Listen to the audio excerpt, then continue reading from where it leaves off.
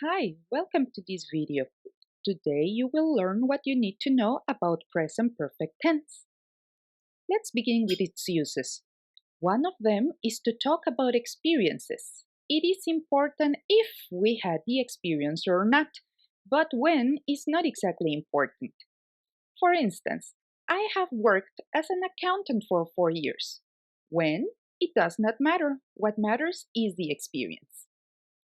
In addition, we use it to express an action that started in the past and continues up to now. For example, Penny has had several jobs. She had jobs in the past and she has a job now. Moreover, it is used to talk about an action in the past that has a result in the present or a consequence in the present. Here we have an example. Jimmy has not called us. He did not call in the past, and we are still waiting for his call right now in the present. Let's continue with this structure.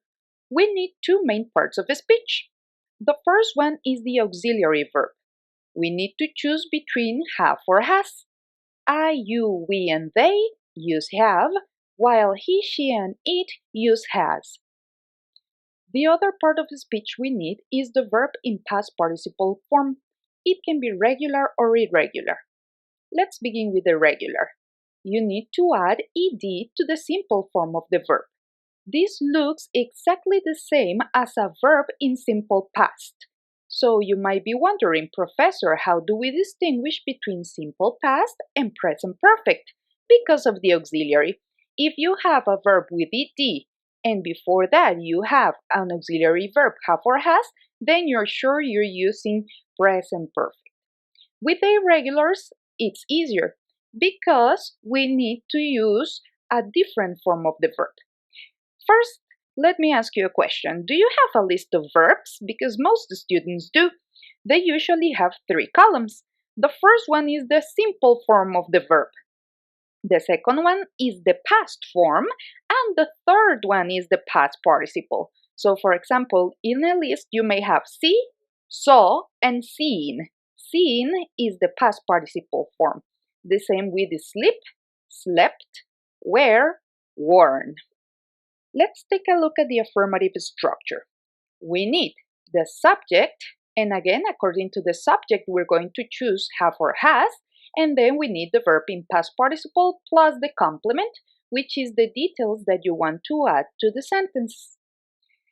For example, my coworkers have worked very hard. Emily has met a lot of famous economists. Next, the negative structure includes subject, have or has, then the not to add the negative. You can also use the contractions haven't or hasn't, the verb in past participle, and the complement. These are some examples. Justin has not returned my calls. Adele and Larry have never bought stocks. Now, how do you form a yes-no question? Very easy. You just have to take the auxiliary have or has and you place it at the beginning of the sentence. So we have at the beginning have or has, then the subject, the verb in past participle, and the complement. So the correct structure for yes-no questions is have or has, then the subject, and we have ever. This one is in parentheses because it is optional. It is very, very common to use ever in questions in present perfect. However, this is not mandatory, okay? In other words, this is not something you must have. It is optional. Then the verb in past participle and the complement. As examples, we have you ever worked in customer service? Yes, I have. No, I have not. And you can also use the contraction, no, I haven't. Finally, the structure for WH questions is the same as for yes-no questions. The only difference is that we put the WH word or words at the beginning.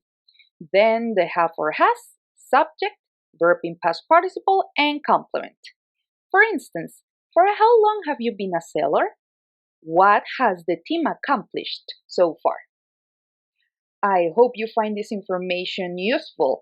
Thank you very much for your attention. You have done a great job.